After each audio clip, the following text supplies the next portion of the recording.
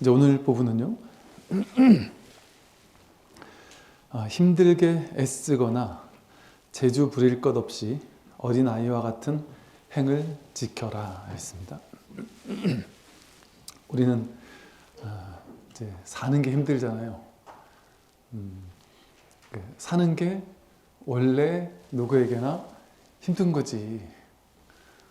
편하게 사는 사람이 어딨노? 원래 사는 게 힘든 거지.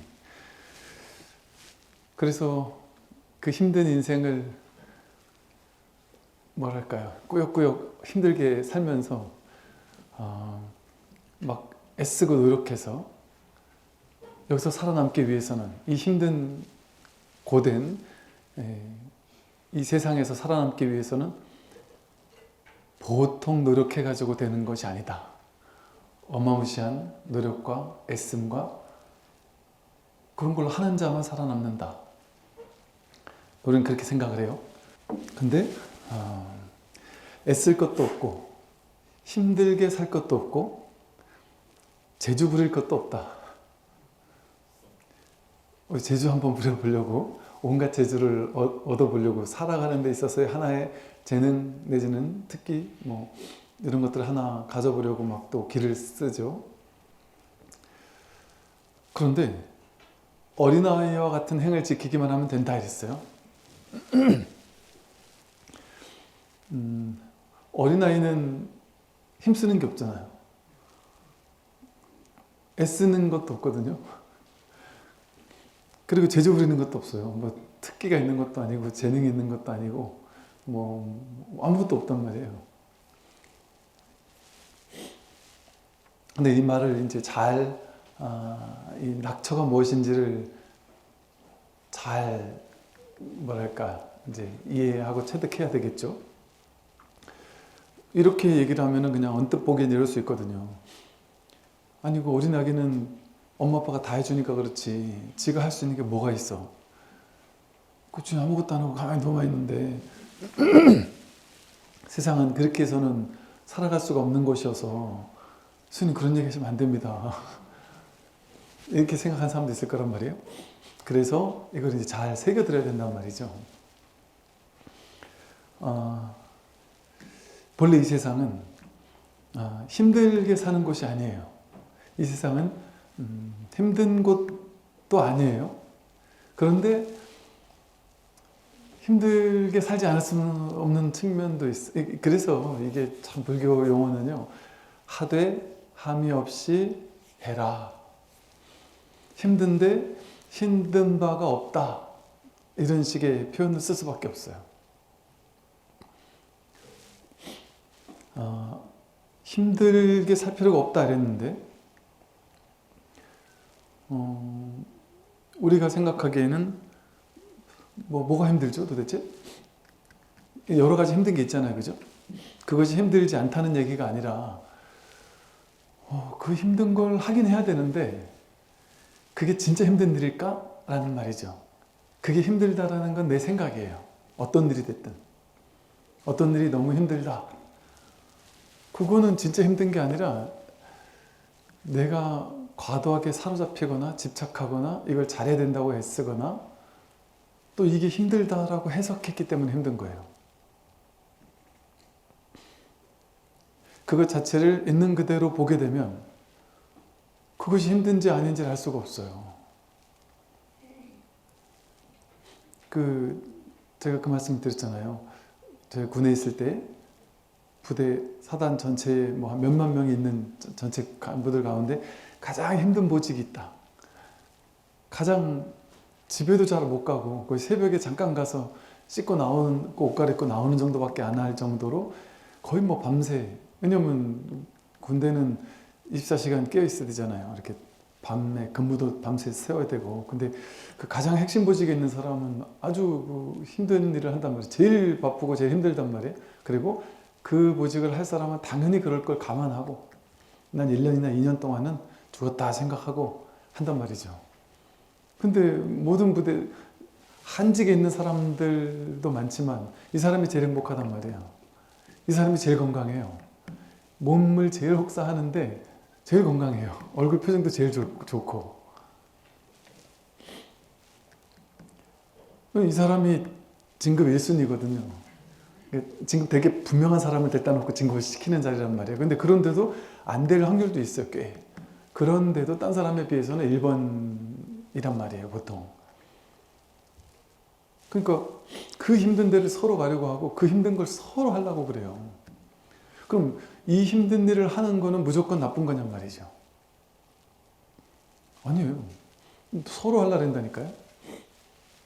그 힘든 게. 그럼 그 힘든 걸 저 좀 제발 좀 시켜주세요.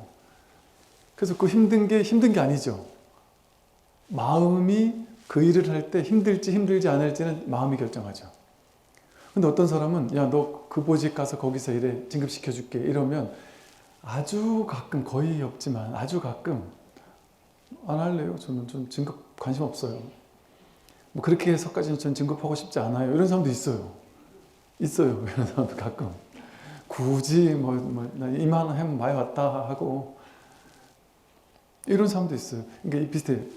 옛날에 보면, 요즘 모르겠어요. 옛날에 이제 파병, 외국에 전쟁 난 곳을 파병 가잖아요. 그러면 어찌 보면 만에 하나지만 그것도 목숨 걸고 가는 거 아니에요. 어쨌든 전쟁이 있는 나라로 파병을 가면 그 전쟁의 피해를 당할 수 있잖아요.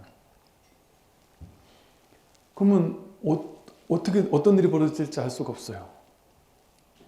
죽을지 살지도 알 수가 없단 말이에요. 목숨 내놓고 가는 거예요. 어찌 보면. 그런데 파병을 가기 싫어서 다 도망가는데 억지로 제발 가주세요 해가지고 뽑을까요? 서로 지원을 해서 그 중에 선발해서 뽑아요. 아무나 안 보내요. 특출나고 똑똑하고 잘하는 사람 보내. 자기가 재능이 없으면 그거 신청해봐야 안 돼요. 서로 가고 싶어요. 그리고 제가 아는 이제 법사 스님이 그 군종장교로 따라갔었던 스님이 있었거든요. 실제 갔다 왔던 이야기를 들어보니까 위태위태했던 몇 번의 순간이 있었더라고요.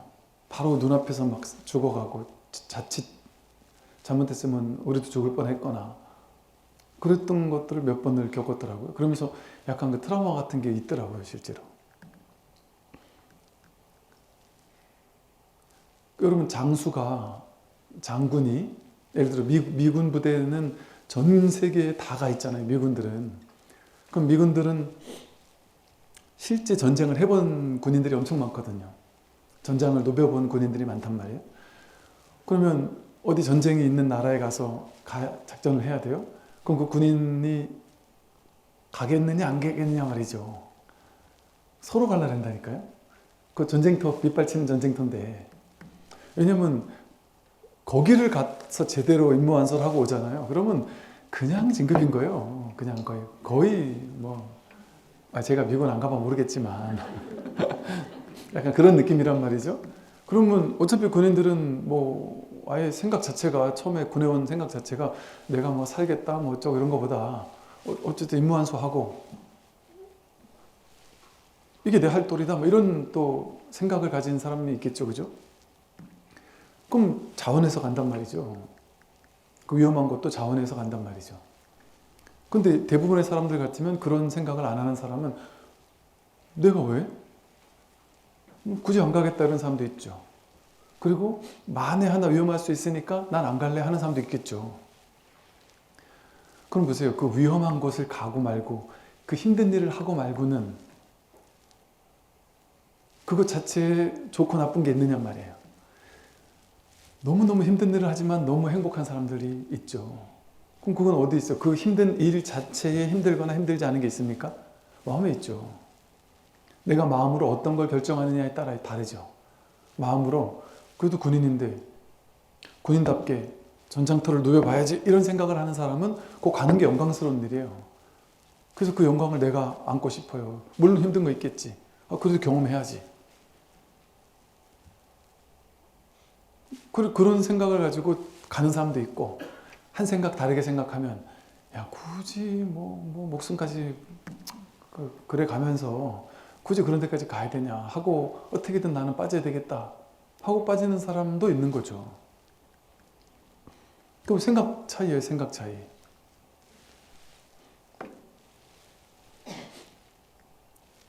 삶의 모든 힘든 게 마찬가지예요. 그것 자체가 힘든 건 없어요. 그 일 자체가 힘든 건 없어요. 내 마음가짐이 어떠냐에 따라서 그 일이 힘들어지기도 하고 그 일이 즐거워지기도 하는 거예요. 똑같은 일인데도. 그러니까 그것 자체에 좋고 나쁜 게 없습니다. 그 마음에서 와요. 만법, 유식, 오로지 자기 분별의식이 어떤 분별을 가지고 있느냐에 따라서 그게 좋을 수도 있고 나쁠 수도 있는 거죠.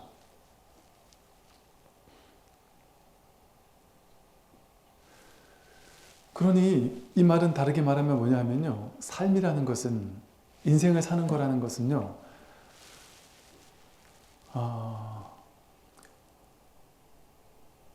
그렇게 힘든 것이 아니에요.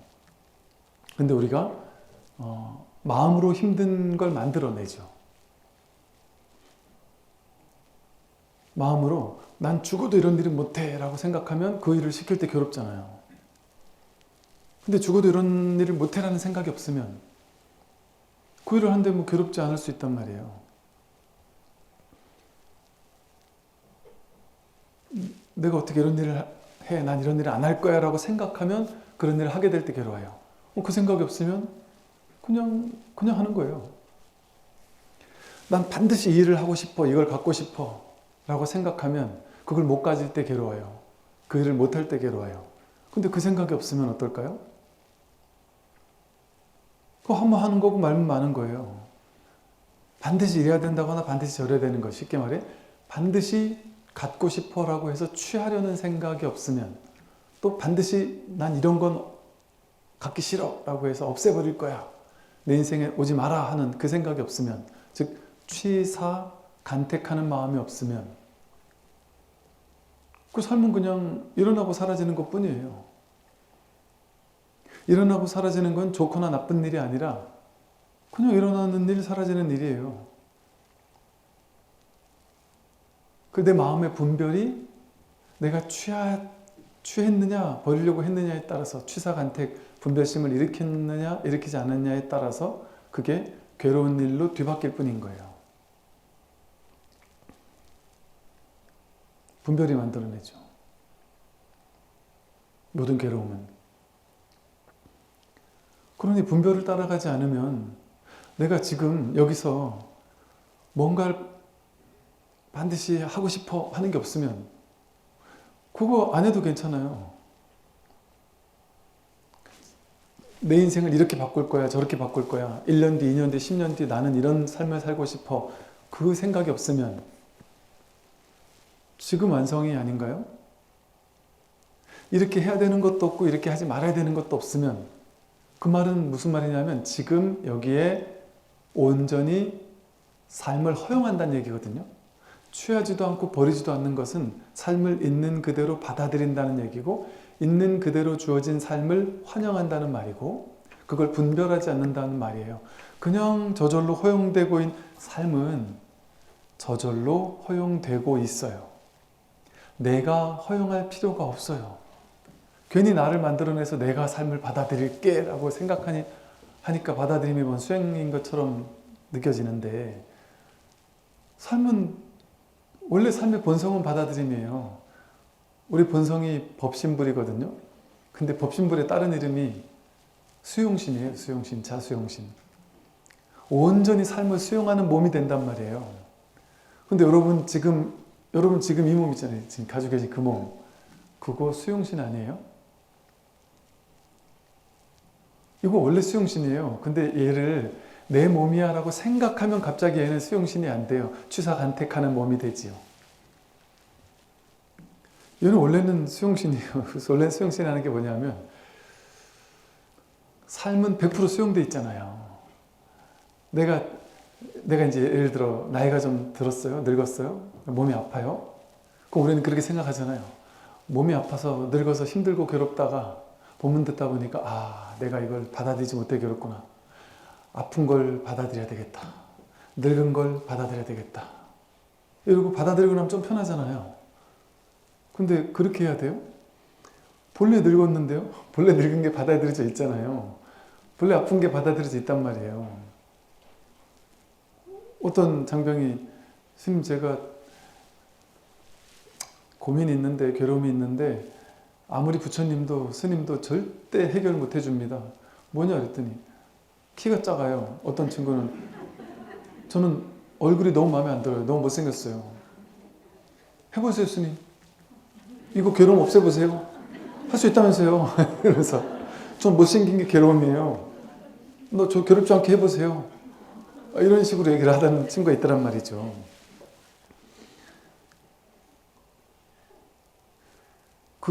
이건 죽어도 못해요, 스님. 스님이 무슨 성형외과 의사도 아니고, 죽어도 못합니다. 근데 스님 다 마음으로 할 수 있다면서요. 해보세요. 이렇게 얘기를 하더란 말이에요, 당돌하게. 그래서 제가 그랬죠. 야, 너가 내 말을 마음을 열고 들으면 사실은 너무 쉬운 거다. 그건 진짜 누워서 떡 먹기보다 쉬운 거다. 너무 쉬운 거다.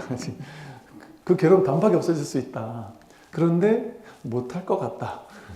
왜요? 그래? 못한다는 얘기는 아니 할 수 있어. 근데 네가 내 말 안 들을 것 같아서 못해. 제가 왜 안 들을게요. 너 말대로라면 키가 작으면 못생기면 무조건 괴로워야 되는 거 아니냐. 내가 키 작아서 괴롭다는 게 맞느냐. 못생겨서 괴롭다는 게 맞느냐. 그거 네 생각 아니냐. 키 작은 사람도 전혀 문제없이 잘 사는 사람이 얼마나 많으냐.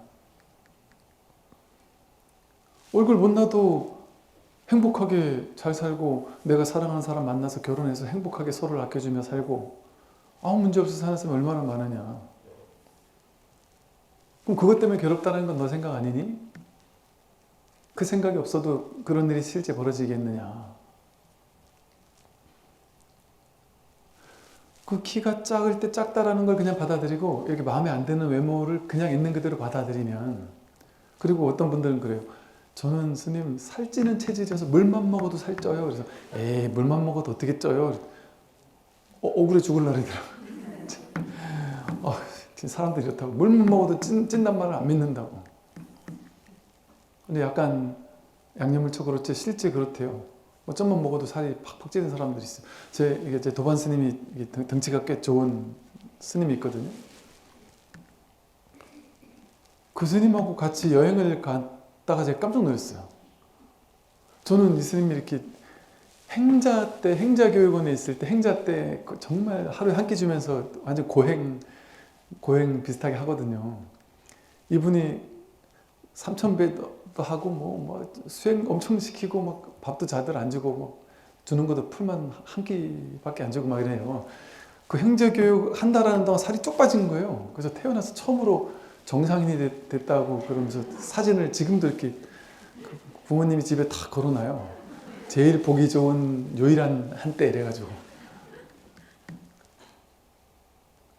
그래서 저는 그때는 빠진 걸 보고서는 에이 스님 그때 했잖아. 할 수 있잖아. 좀 해보세요. 그럼 되겠지. 근데 안 된대요. 자기는 살이 이거 찌는 체질이라서 어떻게 해도 살이 안 빠진대요. 그래서 에이 운동도 하고 좀 밥도 좀 적게 먹어보고 해보세요. 그럼 되겠지. 그런데 안 된다고 그러더라고요. 그래서 에이 안 될까 이랬더니 너무 억울해 하더라고요. 근데 제가 그게 진실인 걸 알았어요. 같이 여행을 한 2주를 갔다 왔는데 한 2주를 같이 갔다 왔는데요. 저는 이 등치의 사람이 이렇게까지 음식을 안 먹고 살 수 있다는 게 놀랍더라고요. 너무 안 먹어요. 그렇게 등치가 좋은 스님인데 너무 안 먹어요.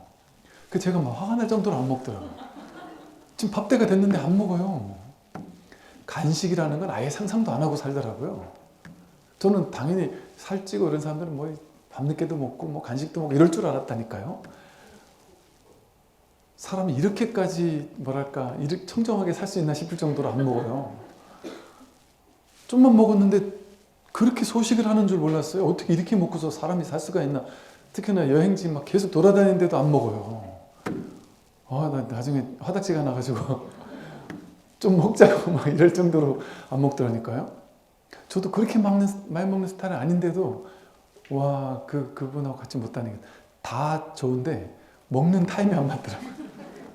너무 안 먹는 거예요. 그래서 깜짝 놀랐어요. 이렇게 안 먹는 사람이 있구나. 그런데다가요, 더 충격은 그렇게 살이 있는 분인데 운동을 그렇게 많이 그렇게 열심히 하는 사람 운동을 어마어마하게 많이 해요. 어지간한 운동은 다 군에 있을 때 그분이 군에 있을 때 막 그냥 부대에 있을 때 나가가지고 막 장병들하고 축구하고 뭐 테니스 간부들하고 테니스 치고 뭐 모두 운동이 있다면 전부 다 하고 그 운동에 완전히 그냥 완전 중독된 거 비슷하게 운동을 많이 하더라고요. 깜짝 놀랐어요. 야, 저 진실이구나. 저렇게 해도 찌는 사람이 있구나. 그런 사람은 그런 생각을 할 거 아니에요. 저는 이것 때문에 스트레스 받아요. 왜 저는 체질이 이렇죠? 남들처럼 아무리 먹어도 안 찌는 체질이었으면 좋겠는데 이럴 수 있단 말이에요. 그럼 그 생각을 품고 있는 게 그 생각을 쥐고 있으면 나도 남들처럼 아무리 먹어도 안 찌는 체질이 되고 싶어요. 그걸 안 받아들이고 나도 다른 사람 같은 체질이 되고 싶다라고 생각하면 그 생각을 집착하는 거 아니겠어요? 자기를 있는 그대로 받아들이지 않고 지금 내 상황, 내 체력, 내 조건 이걸 있는 그대로 허용하지 않고 남들처럼 아무리 먹어도 안 찌는 그런 체질이 되기를 바라는 거예요. 꼭 기분 나쁘게 그 허리허리한 스님들 있잖아요. 허리허리한 사람들이 죽어라고 먹거든요. 밤늦게 상관없어요. 막 먹어요. 밤늦게도. 엄하게 먹고 자요. 그러면서도 입에서 무슨 말이 나오냐면 밤늦게 먹으면서 나는 제발 좀 찌고 싶어서 밤늦게 먹고 고스란히 자야 된다고. 그러면 밤늦게 먹고 자는데도 그 다음날 팅팅 붓기는커녕 잠에서 소화가 다 돼버리고 살도 하나도 안 쪄요. 그러면 이 앞에 있는 이런 분들 입장에서는 얼마나 짜증이 나겠어요. 그런 사람을 보면. 그렇게 비교하면서 살면 평생 짜증이 나요. 그래서 제가 이 말을 드린 거예요. 토끼가 사자가 되려고 하면 평생 괴로울 거 아니냐. 토끼는 토끼인데. 그 말이에요. 제가 이 말을 비유를 들고 나서 당연히 알아들으셨겠지 이렇게 생각을 했고 대부분 알아들으셨을 거예요. 근데 어떤 분이 질문하더라고요. 스님 그 맨날 자꾸 토끼 얘기하시는데 왜 자꾸 갑자기 멀쩡한 법문하단 말고 토끼 사자 얘기를 자꾸 하세요. 나는 토끼도 아니고. 그래서 지금 고사님 얘기한 거예요. 아니 토끼 얘기하셨잖아요. 얘기를 하더라고요. 그래서 이걸 좀 구체적으로 설명을 해드려야 되는 경우도 있겠구나. 토끼 얘기한 거 아니죠 저는. 우리 얘기한 거잖아요. 토끼가 사자가 되길 바라면 평생 괴롭잖아요. 내가 토끼라는 걸 인정하기 전까지는 계속 괴로울 거 아니에요? 똑같다는 얘기예요. 내가 살찌는 체질을 인정하고 받아들이고 키 작은 걸 인정하고 받아들이고 외모가 마음에 안 드는 걸 인정하고 받아들이고 그러지 않으면 평생 괴로워요. 그건 주어진 건데 인연따라 주어진 건데 그걸 바꿀 수가 없잖아요. 그런데 그걸 받아들이면 못 사느냐? 토끼가 육식하는 사자를 보면서 나도 짐승 몸을 뜯어먹고 싶어라고 생각하거나 혹은 토끼가 박사님한테 가가지고 물어봤다 쳐보잔 말이에요. 박사님, 그 생명이 풀만 먹고 살면 영양실조가 걸리나요? 그럼 방사들은 그럴 수 있잖아요. 사람은 그러잖아요. 어떤 박사님은 사람이 풀만 먹으면 영양실조 걸린다 이런 사람도 있잖아요. 근데 어떤 학자분들은 풀만 먹어도 전혀 문제없다 이렇게 얘기하는 사람도 있어요. 이거 여러분 그 영양을 공부하는 사람마다 달라요. 어떤 사람은 풀만 먹어도 아무 문제 없다 그래요. 좀 부족한 것은 뭐 콩이나 뭐 이런 거 먹으면 충분하다. 두부 이런 거 먹으면 충분하다. 이렇게 얘기하는 사람이 있고요. 아니다. 다 뭐 골고루 먹어야 된다. 이렇게 얘기하는 사람도 있단 말이에요. 그 어떻게 정해진 게 있겠어요? 사람 따라 다르고 체질 따라 다르고 인연 따라 다르지 않겠어요? 그럼 토끼가 박사님한테 물어봤더니 채식을 하면 영양실조 걸려. 이 말을 들었다 쳐보잔 말이에요. 그럼 그 생각을 믿을 거 아니에요. 사자는 균형 잡힌 식사를 하는데 나는 풀만 먹어가지고 이렇다 이렇게 생각하잖아요. 우리 옛날에 그 김치, 볶음밥, 된장찌개 청국장찌개 이런 것만 먹으면 맨날 학교 도시락 싸가도 맨날 그런 것만 싸가고 풀만 먹고 이렇게 사는 우리들을 하면서 우리 초등학교 때 영양 교육을 할 때 이게 뭔가 골고루 뭐 이렇게 막 먹어야 이게 영양실조 안 걸린다고 그렇게 교육을 받았던 기억이 나요. 그래서 우리가 그걸 보면서 옆에 소세지 싸운 친구들 보면은 그 노란 소세지 싹 꿔가지고 이렇게 계란에 입혀서 심지어 이 싸운 친구들을 보면 그거 하나 얻어먹고 싶어서 그거 하나만 먹으면 영양이 딱 골고루 채워질 것 같은 그런 느낌이 있었단 말이에요. 근데 나중에 제가 공부를 해보니까 그런 소세지라든지 그런 가공식품 이런 것들이 몸을 망치는 음식이더구만요. 그리고 서양 사람들이 제가 예전에 그 대학 다닐 때 미국에 잠깐 갔었을 때 전날 술을 한 잔 먹었단 말이에요. 그 다음날 아침에 한국에서처럼 아침 일어나자마자 해장국을 먹고 싶은 거예요. 그 해장국을 아무리 찾아다녀도 없어서 현지 사람들한테 아니 술을 먹고 그 다음날 뭘로 해장을 하세요? 그랬더니 햄버거 먹는다더라고요. 햄버거 스파게티 피자 먹는다더라고요. 아니 그걸로 무슨 해장이 되냐, 이렇게 뜨거운 국물 뭐 이렇게 이런 거 먹어야 되지 않냐, 뭐 이런 웃으면 그런 얘기를 하면서 웃었던 기억이 나요. 그러면서 이렇게 저렇게 보니까 외국 사람들은요 어쩌다 한 번씩 한인 식당에 와가지고 그 한식을 먹는 외국인들이 있어요. 현지인들이. 그 사람이 왜 오는지를 봤더니 한국 음식이요 몇 달에 한 번만 와가지고 먹어줘도 몸에 완전히 건강해지는 엄청난 건강식이라는 거예요. 엄청난 막 발효식품들 막 우리가 옛날 가만히 들어보니까 옛날에 우리가 그렇게 몸에 안 좋다고 맨날 김치 대가리나 먹고 청국장찌개나 먹고 뭐 이렇게 얘기했던 그게 그렇게 좋은 음식이었다는 거예요. 완전 보약 같은 음식. 근데 그런 음식을 외국에 찾아봐도 없더라고요. 그런 게 그냥. 좋은 음식 이러면은 무슨 햄버거에 패티 한 장 더 넣어주거나 소스 좀 더 넣어주거나 이런 거 아닐까요? 그럼 보세요. 우리가 제가 한때 그 친환경 공부할 때 막 좋은 음식에 대해서 막 집착을 했었다 그랬잖아요. 근데 어느 순간부터 그것도 다 내려놓게 된 계기가 됐다 그랬잖아요. 그 장병들한테 제가 장병들은 일요일 날 맨날 평일 날 군대에서 주는 짬뽕 먹으니까 그 군대에서 영양 좋은 음식만 준단 말이에요. 밥 주고 그러잖아요. 그러니 지네들은 절에 한번 왔을 때 초코파이 콜라가 먹고 싶지 않겠냔 말이에요. 물 맨날 먹으니까.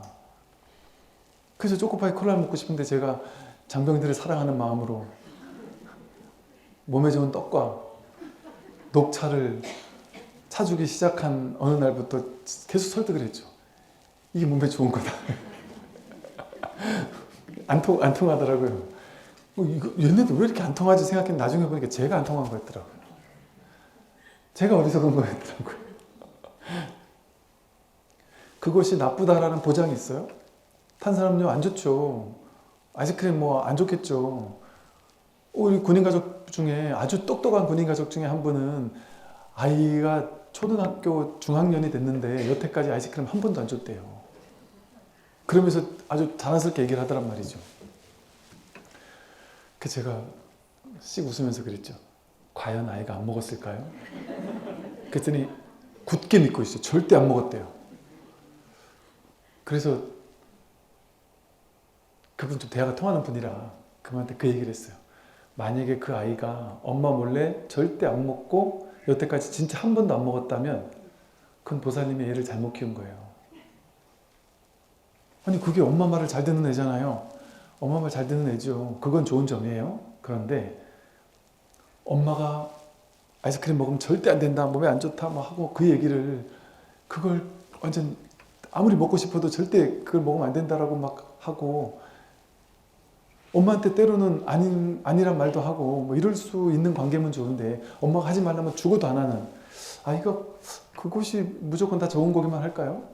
그렇지 않을 수도 있다라는 가능성에 마음을 열어보세요. 물론 보살님이 맞을 수도 있어요. 제가 다 모르니까.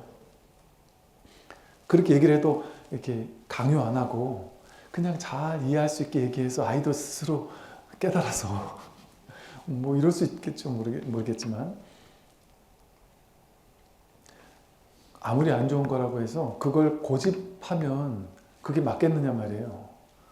실제로 어떤 어르신은 나이 90이 될 때까지 평생토록 담배를 하루에 몇 갑을 피웠다 그래요. 그래서 주변 사람들이 할아버지는 병원 가서 빨리 찍어보면 폐가 완전 다 썩어 문드러져 가지고 죽기 직전일 거라고 했단 말이에요. 근데 그분은 나이 90대까지 갔더니 간이 30대, 40대만큼 쌩쌩하다는 얘기를 들은 사람도 있다 그래요. 그러니까 선천적으로 간 자체가 아무리 간에다가 먼지새라도 쌩쌩한 사람이 있죠. 아무리 술을 먹어도 쌩쌩한 사람이 있거든요. 폐와 간이. 근데 조금만 먹어도 안 좋은 사람이 있을 수 있죠. 안 좋은 음식을 먹어도 소화를 잘하는 사람 있죠. 그 누구죠?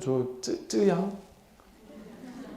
쯔양 막 저는 처음에 쯔양 같은 먹는 유튜버들 걸 보고서는 아, 저것도 극한 직업이구나. 한 일주일, 한 2, 3일 굶었다가 하루 유튜브 돈 벌려고 하루 죽어라고 먹어서 막 사진 찍고 그러고 나서 그 다음부터 몇 날 며칠 더 그거 소화시키려고 못 먹고 먹는 걸 막 고통스럽다가 또 한 촬영하기 직전에 한 이틀은 쉬다가 안 먹다가 먹기 직전에 또 죽도록 먹으면서 얼마나 고통스럽까 이 생각했거든요. 근데 TV를 보고서 야 진짜 세상은 알 수가 없구나. 내 생각대로 돌아가는 곳이 아니구나. 아, 그 친구는 그 쪼만하고 젊고 그 몸도 호리호리한 여자아이가 유튜브 찍으려고 먹는 게 아니었더라고요. 유튜브 찍는 걸 찍고 나서 10분도 안 돼가지고 또 먹더라고요. 아, 참. TV 안 돌아갈 때. 안 돌아갈 때 또 먹고 이동하면서 또 먹고 다음 식당 가는 중에 또 먹고 계속 먹더라고요. 그래서 TV에서 이 친구를 데리고 병원을 갔어요. 어떠냐고. 쌩쌩하대 아무렇지도 않대. 완전 건강하다는 거예요. 먹고 나서 소화가 될 즈음이 되면 벌써 다 소화가 다 끝나 있다는 거죠. 그러니까 알 수가 없는 거예요. 어떤 정해진 어떤 진실이라는 게 없어요, 세상에는. 인연 따라 다 다를 뿐이에요. 토끼와 사자가 다른 것과 똑같이 이 사람과 저 사람이 다르다니까요. 업도 다르고 인연도 달라서 이렇게 생긴 사람은 이렇게 살아야 돼요. 토끼는 토끼대로 살아야 돼요. 사자는 사자대로 살아야 돼요. 나는 나대로 너는 너대로 학교 다닐 때 같은 반에 있는 친구라고 해서 또 대학교 같이 간 친구라고 해서 걔랑 나랑 같은 부류가 아니에요. 머리가 똑똑하고 같은 대학교 같은 과니까 머리가 똑똑하니까 쟤는 나랑 똑같아. 그렇지 않아요. 저 친구는 경제적으로 엄청난 성공을 할 수도 있고 나는 크게 실패할 수도 있고 업은 다르거든요. 저 친구는 엄청난 소화력을 가지고 있을 수도 있고 나는 그렇지 못할 수도 있고. 근데 우리는 몇몇 가지가 그 사람과 나랑 비슷하거나 나보다 못하면 다른 모든 분야에서도 내가 더 뛰어날 거라고 생각을 한단 말이에요. 그러니까 그 사람과 비교하고 분별해서 분별심을 일으키는 거예요. 저 사람은 저렇게 잘하는데 나 왜 이거밖에 안 되지 하고.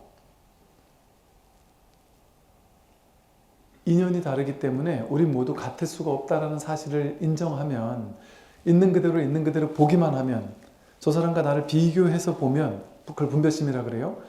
분별해서 보면 쟤는 돈 많이 벌었는데 나 왜 못 벌었지? 쟤는 아무리 먹어도 안 찌는데 왜 나는 자꾸 찌지? 이게 화가 나는 거예요. 그런데 아 쟤는 토끼고 나는 염소구나.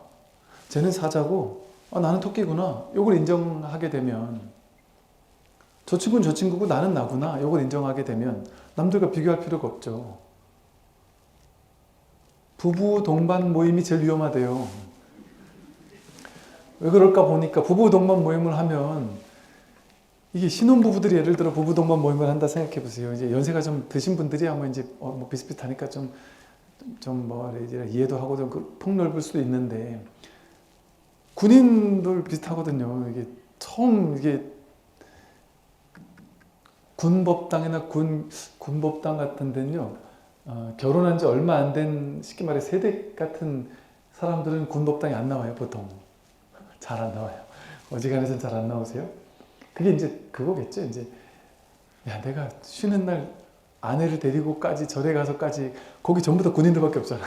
그러니까 또 계급에 이래야 되나 싶은 생각이 들 것 같아요. 아마도. 그래서 한편으로는 제가 봐도 그냥 굳이 안 나와도 괜찮겠다 싶은 게 한 번씩 이렇게 젊은 친구들이 많은 부대들이 있잖아요. 그러면 거기에는 이제 나온단 말이에요. 나와도 참 이게 참 쉽지가 않구나 싶어요. 계급이 똑같잖아요. 남편 계급이 똑같잖아요. 거의 똑같이 뭐 대위급들이 있다 예를 들어 이렇잖아요. 그러면 똑같아야 되잖아요. 월급 버는 것도 똑같고 남편도 똑같고 계급도 똑같고 직장도 똑같잖아요. 그런데 부부 생활이 완전 달라요. 부부간에 사는 삶의 방식이 완전 달라요. 그럼 그걸 보고 또 질투를 한다니까요.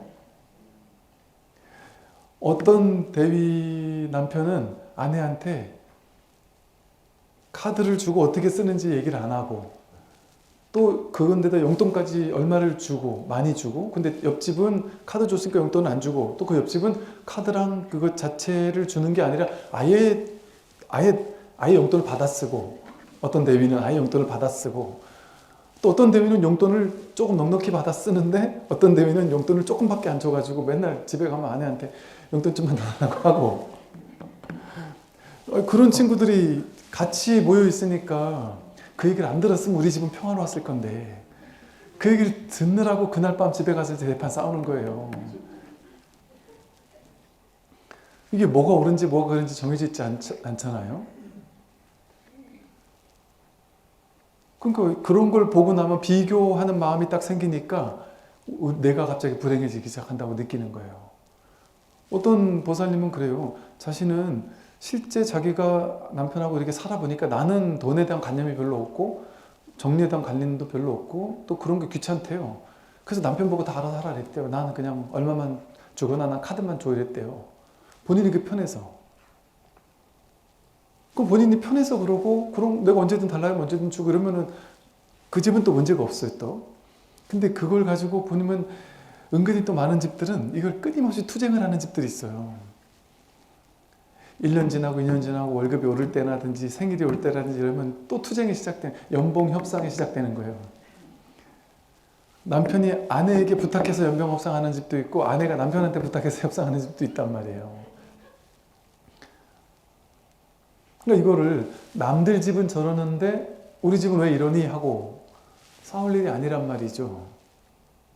모르긴 해도 제가 대충 모르겠어요. 다 그렇진 않을 거예요. 근데 대충 보니까 남편이 주고 사는 집과 아내가 지고 사는 집이 나름 이유가 있어요. 야, 이 사람한테 돈을 맡겨서 큰일 나겠구나 싶을 때는 이 사람이 오히려 딱 쥐고 살 수도 있고 그 반대인 경우에는 또 반대일 수도 있고 더 잘하는 사람이 하면 되는 것도 있잖아요.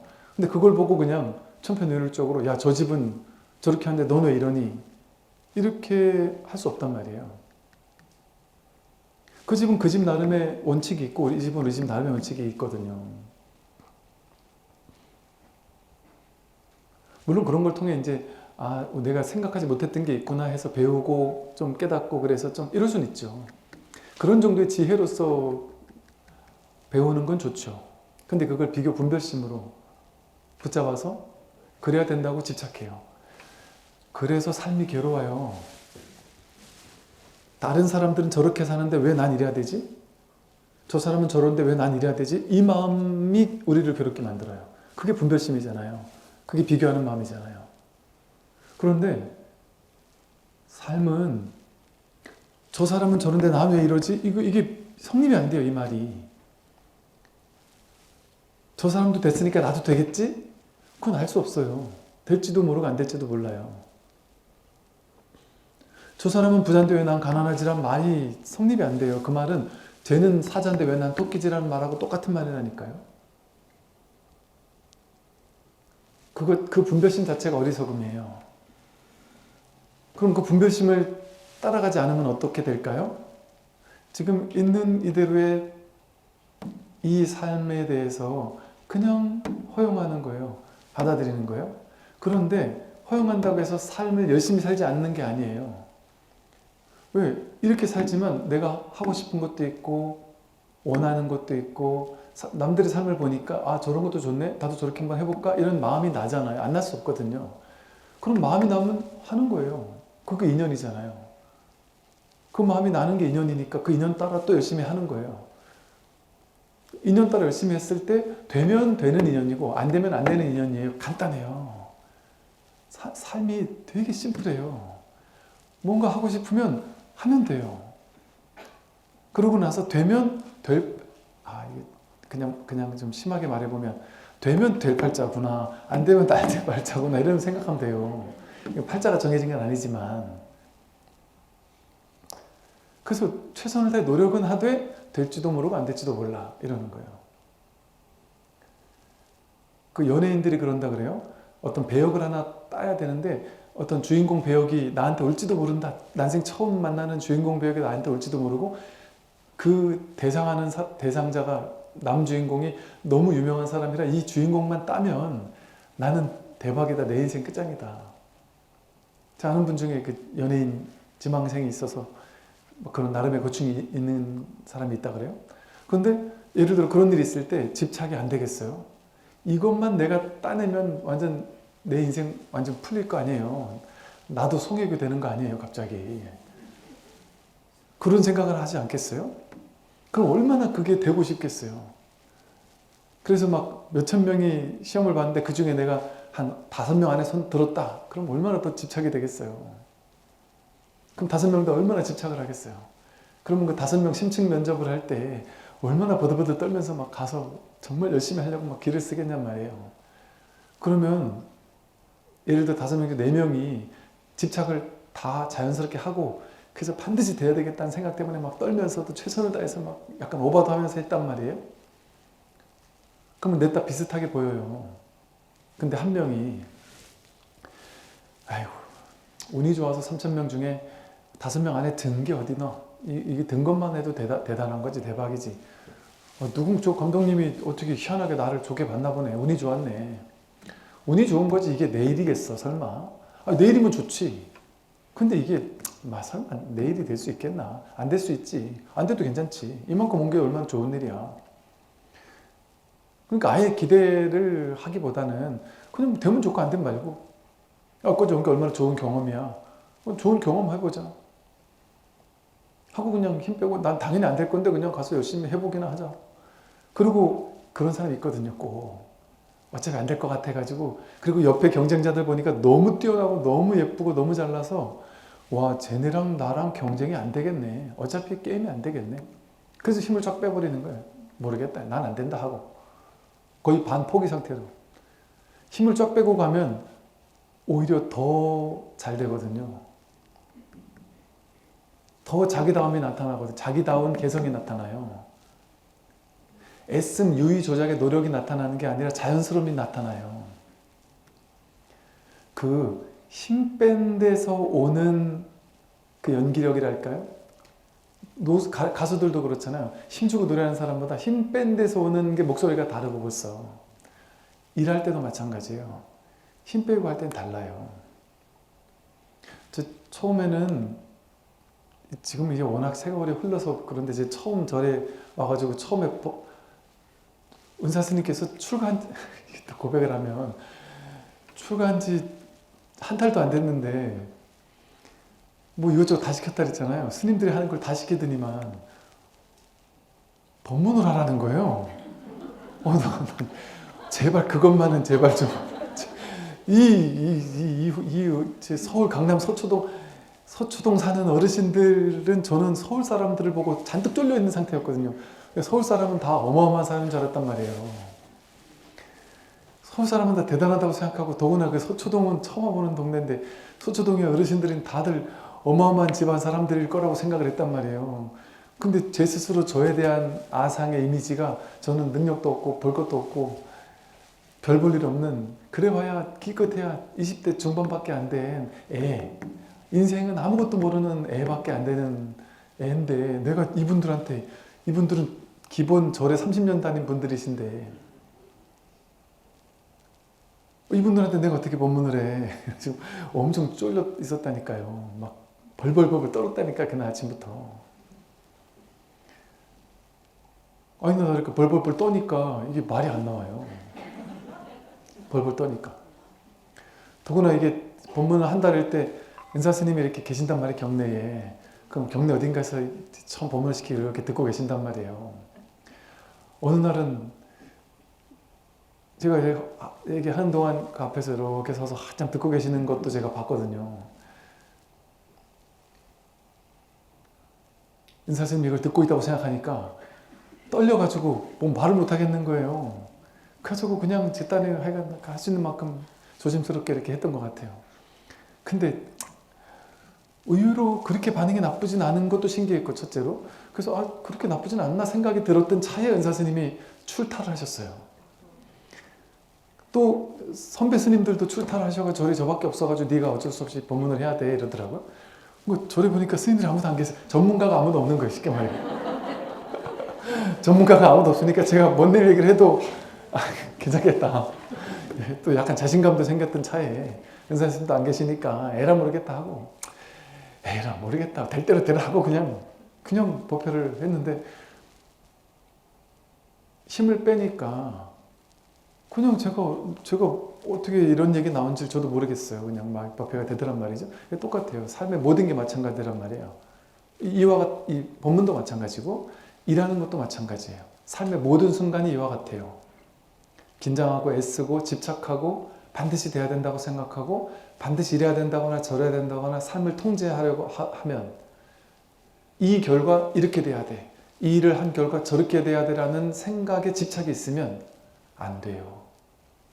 일을 망쳐요. 자연스럽게 되지도 않고 또 뭐랄까 일이 술술 풀리지가 않아요. 자연스럽게 풀려나가지가 않아요. 힘을 주면. 그런데 놀랍게도 힘을 빼면, 집착을 내려놓으면, 그래서 반드시 돼야 된다는 생각이 없으면 되면 되고 말면 말지 뭐. 그런 생각이면 모르겠다, 에라 모르겠다, 될 대로 되라. 되면 될 만하니까 됐나 보지. 될 만하면 되겠지. 안 될 만하면 안 되겠지. 이렇게 생각하면